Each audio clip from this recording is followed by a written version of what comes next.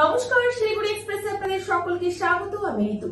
শিলিগুড়িতে প্রত্যেকবারের ন্যায় এবার উল্টো রথের প্রাক্কালে সেন্ট্রাল কলোনি দুর্গাপুজো কমিটি খুঁটি পুজো সম্পন্ন হলো।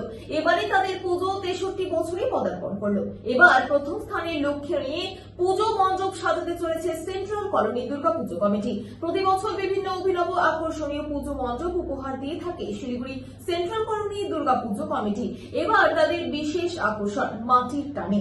পুজো কমিটির পক্ষ থেকে জানানো হয়েছে বিভিন্ন আকর্ষণীয় পুজো মণ্ডপ উপহার দিয়ে উত্তরবঙ্গবাসীর মন জয় করতে সক্ষম হয়েছেন। এবার তাদের এই পরিবেশ বান্ধব এই পুজো মণ্ডপ শিলিগুড়িতে স্থান অধিকার করবে আশাবাদী তারা। আমাদের সেন্ট্রাল কলোনি দুর্গাপূজা কমিটি 63তম বর্ষ দুর্গোৎসব উদযাপন আমরা এবছর করব।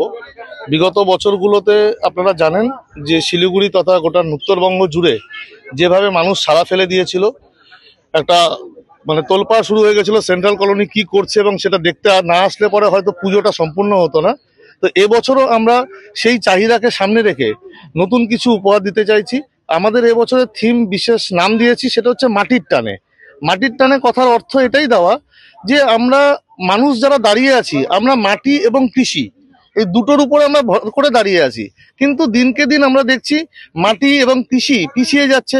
কৃষকের ঘরে কিন্তু নতুন করে কৃষক তৈরি হচ্ছে না, কৃষকের ঘরের থেকে অনেকে বিভিন্ন ট্রেডিশনে চলে যাচ্ছে। সেই ট্রেডগুলোতে যাওয়াতে কৃষিটা আস্তে আস্তে হারিয়ে যাচ্ছে। কিন্তু কৃষি যদি না থাকে তাহলে আমরা বিপন্ন, আমাদের কোনো অস্তিত্ব থাকবে না। সেই কৃষিকে তুলে ধরা, এর পাশাপাশি এবং বিভিন্ন মাটির যে গ্রাম বাংলার যে দৃশ্যগুলো ছিল সেগুলো ভেঙে ভেঙে বিভিন্ন অট্টালিকা তৈরি হচ্ছে, বিভিন্ন বিল্ডিং কনস্ট্রাকশন হচ্ছে। তাতে যেরকম পলিউশন হচ্ছে, তার পাশাপাশি মাটি এবং শিল্প কৃষি সব হারিয়ে যাচ্ছে। সেটাকে তুলে ধরাটাই আমাদের এবছরের মুখ্য উদ্দেশ্য। আর এবার বাজেটটা কিরকম আছে আপনাদের? এবার আমাদের বাজেট 35 থেকে 40 লক্ষ টাকার মধ্যে থাকবে। আমরা এই বাজেটের মধ্যে আমরা আমাদের পুজো এবং আনুষঙ্গিক যেগুলো থাকে, আমাদের বস্ত্র বিতরণ থেকে আরম্ভ করে সোশ্যাল অ্যাওয়ারনেস, বিভিন্ন প্রোগ্রামগুলো, স্বাস্থ্য শিবির, রক্তদান শিবির, এই ক্যাম্পগুলোও থাকবে। আগামী দিনে আপনাদেরকে আমরা ডেটগুলো জানিয়ে দেবো। আপনাদের মাধ্যম দিয়ে গোটা শিলিগুড়ির বাসীকে আমরা জানাতে চাই, আপনারা এবছরও আমাদের শুরু আজকে হলো খুঁটি পুজো দিয়ে, এবং আগামী 3রা অক্টোবর সম্ভবত পুজোর সমাপ্তি। এই কটা দিন আপনারা আমাদের সাথে এবং পাশে থাকবেন।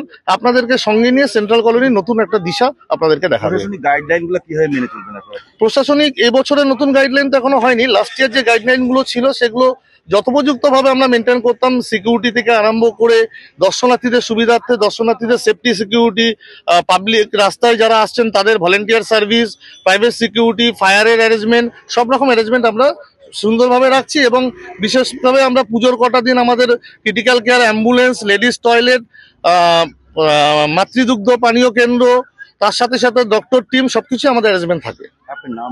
আমার নাম সৌরভ নাথ, পুজো কমিটির অফিস সম্পাদক।